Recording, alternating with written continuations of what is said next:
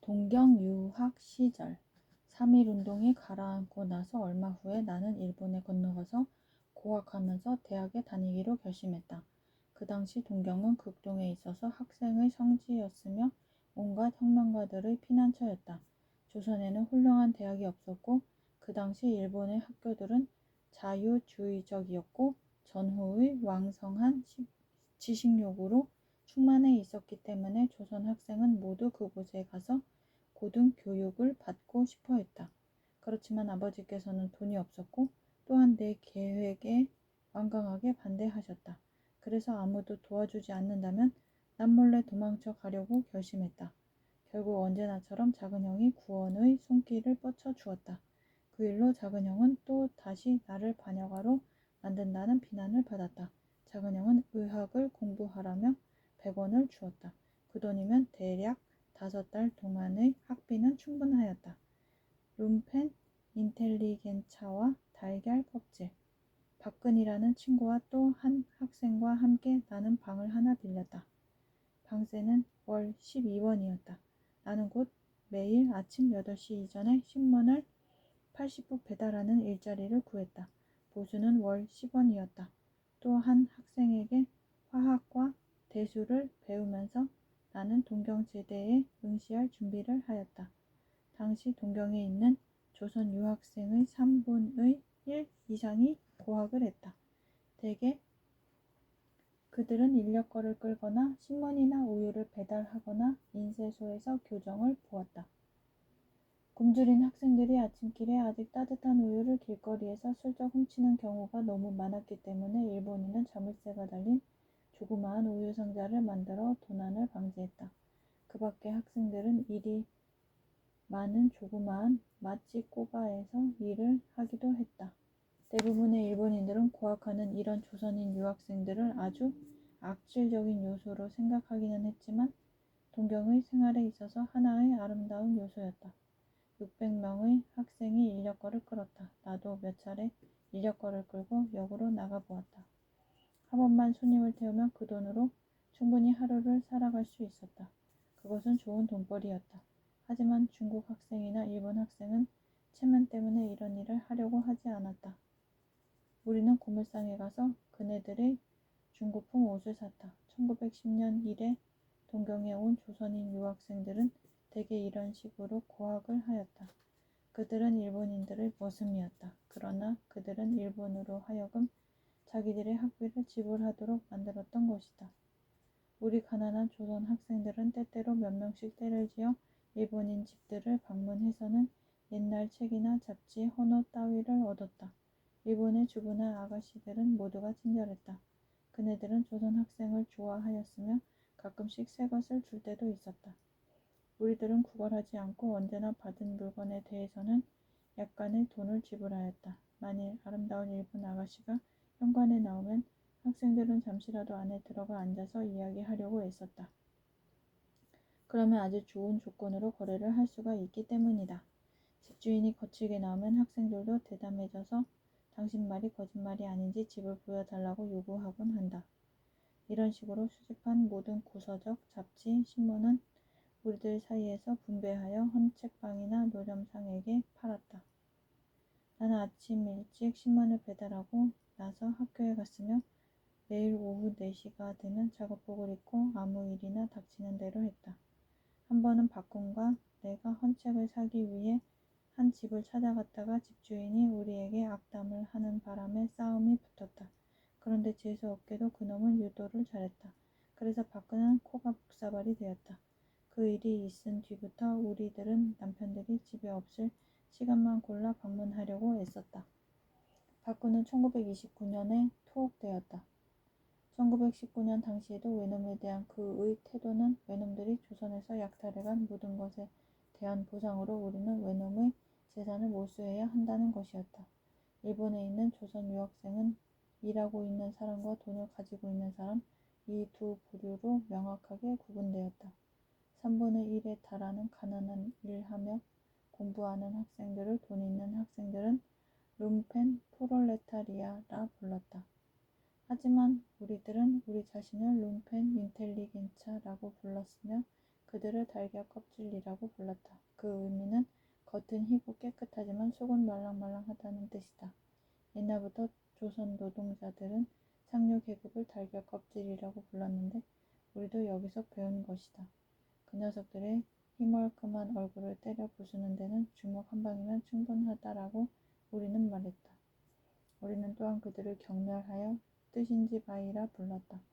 우리 800명의 룸펜들은 전 조선인 학생들을 지배했다. 그리고 이 지배를 우리는 프롤레타리아 독재라고 불렀다. 우리는 갖가지 학생 집회를 열었고 프롤레타리아 철학을 충분히 활용하여 마음대로 달걀 껍질들을 가르쳐 주었다. 우리들 일하며 공부하는 파가 돈 있는 파보다 지적으로 훨씬 앞섰다.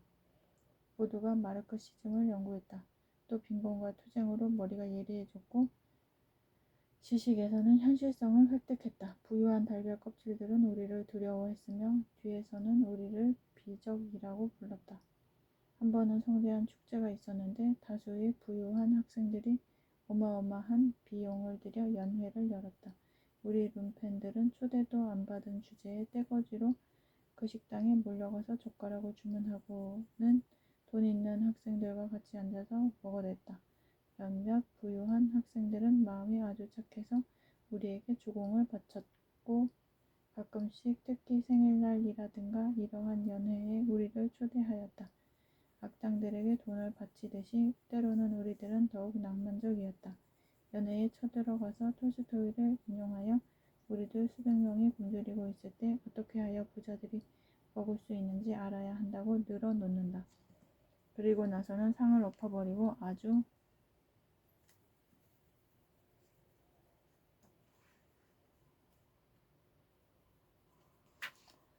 경멸하는 태도로 걸어 나온다. 배고픔과 자존심을 달래며. 일본인은 룸펜들에게 방 빌려주는 것을 싫어했다. 왜냐하면 거의 방세를 지불하지 않고 집주인이 방을 비워 달라고 하면 경찰에 끌려가는 것쯤은 아무렇지도 않다는 듯이 도리어 화를 몹시 내며 나가버리기 때문이었다. 우리는 경찰서를 유일한 무료 모텔이라고 불렀다.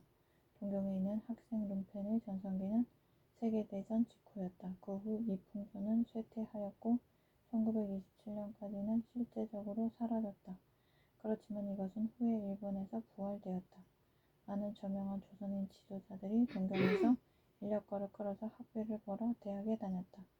이 중의 3명이 내가 동경에 도착하기 직전에 조선 청년 독립당을 결성하였다. 1919년 이전에는 보통 1000명 내지 2000명의 조선인 학생들이 일본에 유학하고 있었다.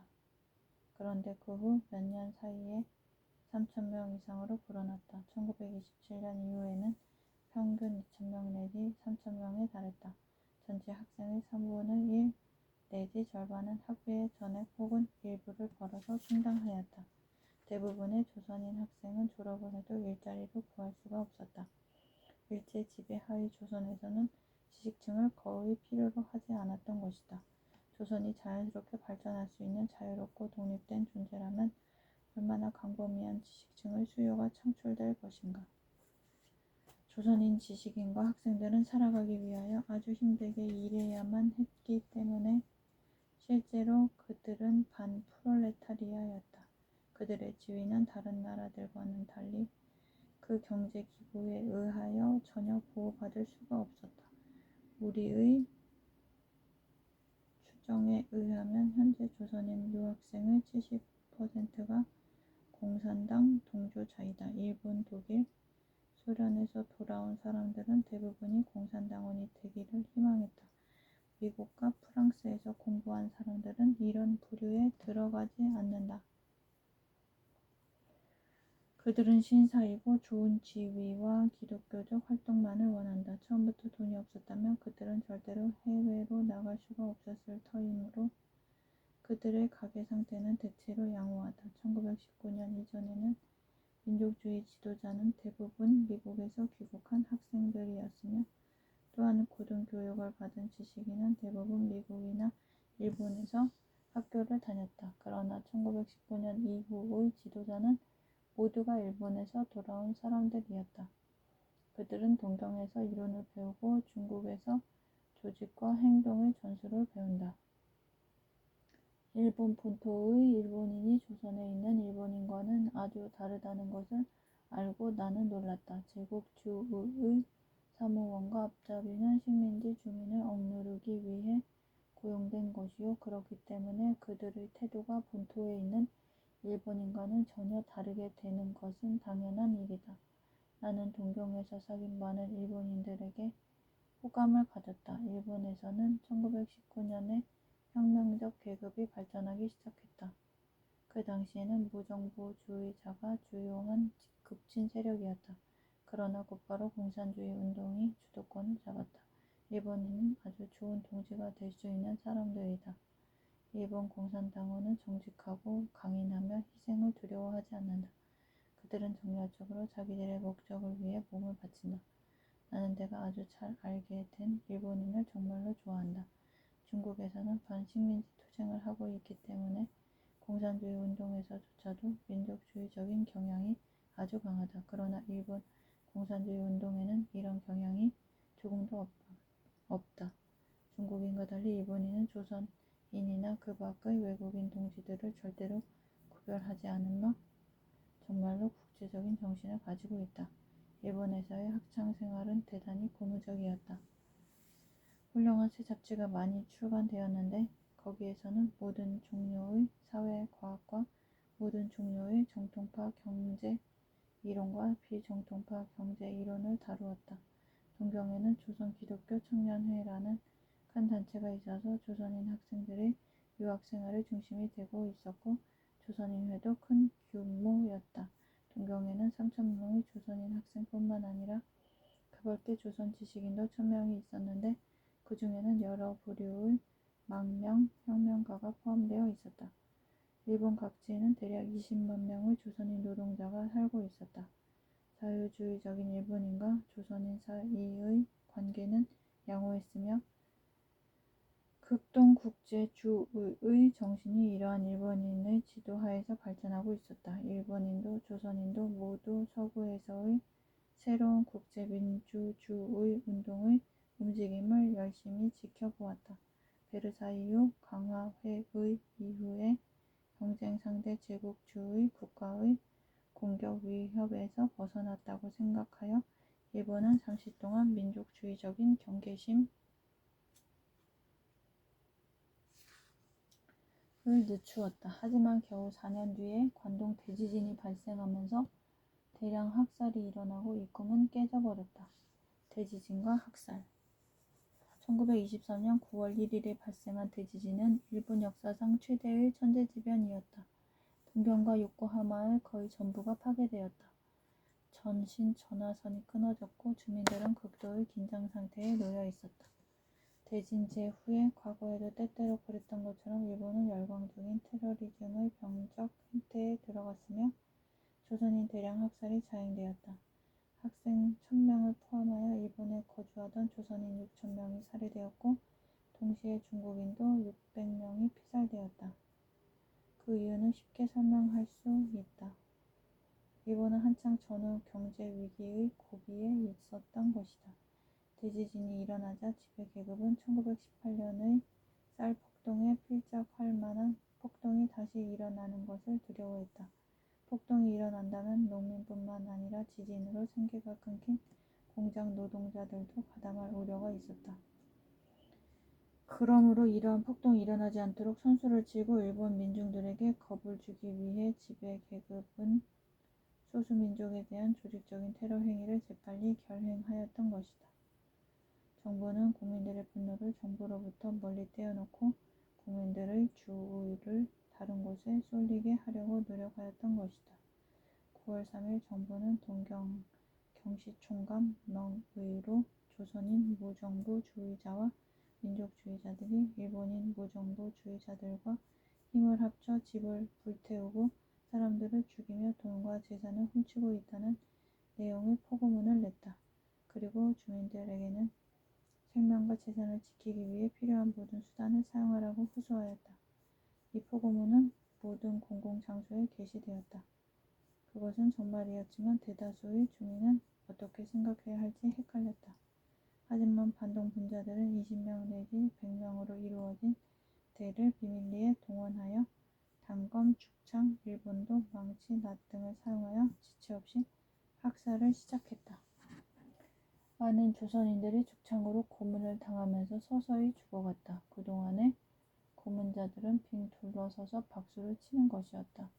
어린 여학생과 부인들은 대못으로 고문을 당했으며 그리고 나면 남자들에게 죽을 때까지 행가래를 당했다. 기차 안에서 조선인을 발견하면 기차가 최고 속력으로 질주하고 있을 때 밖으로 밀어버렸다. 동경에서는 조선인은 군사령부로 와서 보호를 받으라는 명령이 내렸다. 800명의 조선인이 갔는데 전원이 사령부 안에서 살해되었다. 3000명의 대학살이 대부분 동경, 오사카, 나고야에서 일어나는데 이 도시들은 동요하고 있던 공업 중심지였다.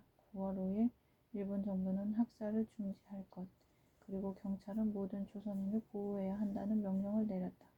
이렇게 한 뒤에 그들은 약 10만 명을 조선으로 강제 송환하였다. 조선인 동포들이 학살당하고 있던 바로 그때 조선에서는 모든 조선 가정이 쌀을 무료 공출하여 일본인을 도와주어야만 했다. 일본인을 기하에서 구출하기 위하여 우리들은 쌀을 200만 가마나 바쳤던 것이다. 이것이 예속된 민족으로부터 외놈들이 얻는 즐거움이었다.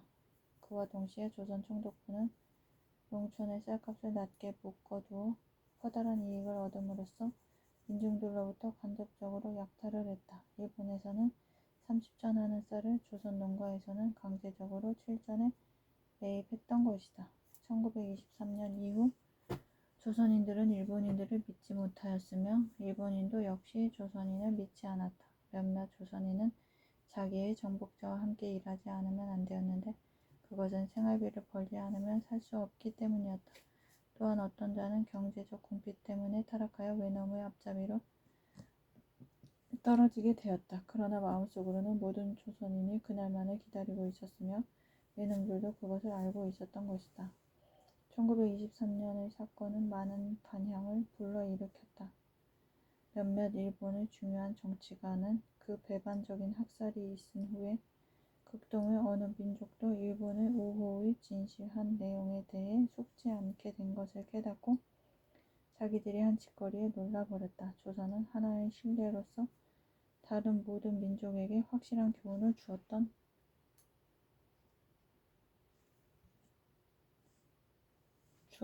것이다. 이 때문에 일본은 대동아 공영권이라는 사상을 열심히 선전하기 시작했으며 지금에 이르기까지 이 구호를 열광적으로 들먹거리고 있는 것이다. 후에 일본 군국주의로 발전한 반동적 운동도 그 해의 공포와 불안에서 시작되었다. 동시에 이 사건은 모든 조선인에게 커다란 정치적 영향을 끼쳤고 그래서 중요한 정치적 재편성이 일어나게 되었다. 민족주의 운동이 급진화되었고 소극적인 대일 모호 감정까지도 깨끗이 식혀버렸다. 조선 어디를 가든지 1923년의 대학살로 일본에서 자기 친척이 살해당한 가족을 볼 수가 있다. 민족주의자들의 분노는 너무나 격렬해서 공산주의자들이 일본 프롤레타리아와 협동하자고 할라치면 그들은 언제나 1923년의 일을 끄집어낸다. 그들에게 믿어도 괜찮은 일본인도 있다는 것을 납득시키는 것은 아주 어려웠다. 관동 대지진이 일어나자 미국이 간호원, 의사, 식량, 의류 등을 배로 일본에 급송했다는 소식을 신문에서 읽고 온갖 종류의 별명을 붙이고 미국을 욕하고 있는 나라에 게다가 아무 데서도 동정이나 도움을 받지 못하는 무력한 조선인을 수천 명씩이나 학살하도록 잔인하게 명령을 내리고 있는 정부가 있는 나라에 어찌하여 미국이 그다지도 친절하고 우호적인 태도를 취할 수 있을까 하고 의아해했던 기억이 난다. 그 당시는 워싱턴 군축회의를 몇 달 앞두고 있었기 때문에 일본의 반미 감정이 최고조에 달해 있던 시기였다. 1923년 이후 많은 학생과 그 밖의 조선인들이 일본으로 가지 않고 중국으로 갔다. 2년 동안은 일본에 간 사람이 한 명도 없었으리라고 생각한다. 조선인은 제국 주의와 반동에 대항하기 위하여 중국의 협력을 구하게 되었다. 이 학생들의 대부분이 중국 혁명을 위해서든 조선을 위해서든 혁명 활동에 참가하였다. 그 후 1927년에 국민당이 반동으로 돌아서자 중국으로 가는 학생들은 거의 없었고 정세는 다시 일본에 가서 유학하지 않을 수 없게 되었다. 1927년 이후 일본 유학생이 평균 2,000에서 3,000명은 되었다고 생각한다. 중국은 문화 수준이 낮고 교육받은 조선인을 필요로 하는 일자리가 없었으며 돈 없이는 살아갈 수 없었기 때문에 중국에서의 유학 생활은 지독히 힘들었다. 중국에는 가족도 없고 도움받을 만한 곳이 아무데도 없기 때문에 중국에서 혁명 활동이나 항일 운동을 하는 조선인은 최대의 희생을 치러야만 했다. 끼니를 잇는 것조차 어려웠던 것이다. 국민당의 반동 행위는 조선의 운동에 아주 심각한 악영향을 끼쳤다. 만일 국민당이 반동으로 돌아서지만 않았다면 중국과 조선 간에는 아주 훌륭한 혁명적 동맹이 이루어졌을 것이다. 만주를 포함하여 조중 양국의 프롤레타리아, 농민, 민족, 자본가의 힘을 결합시키면 양국 모두 쉽사리 성공을 할 것이다. 그러므로 국민당의 반동행위는 조선의 어를 파괴함으로써 외놈들에게 명백한 도움을 주는 것이었고 일본도 당시 그 사실을 알고서 희희낙낙했다. 1927년 중국의 반혁명 이후 모든 정당과 정파의 조선인은 우리들의 전 세계가 무너져 버렸다고 비통하게 말했다. 나는 계급적인 증오, 민족적 증오, 개인적 증오, 국가 간의 증오를 수없이 보아왔다. 너무나 많이 보아왔기 때문에 나에게는 잔인성이 더 이상 도덕적 가치로서의 의미를 지니지 못하게 되었다. 나는 승리에 자극되었고 패배로 각성하였다. 그러나 승리를 얻기 위한 수단으로서의 단혹성을 나는 긍정한다. 단혹성을 띠지 않는 어떤 역사적 변혁이 일어난다면 커다란 감명을 받게 되겠지만 그러나 그것은 아름다운 꿈에 지나지 않는다. 오래전에 나는 청년 시절의 유토피아적 환상을 깡그리 떨쳐내버렸다.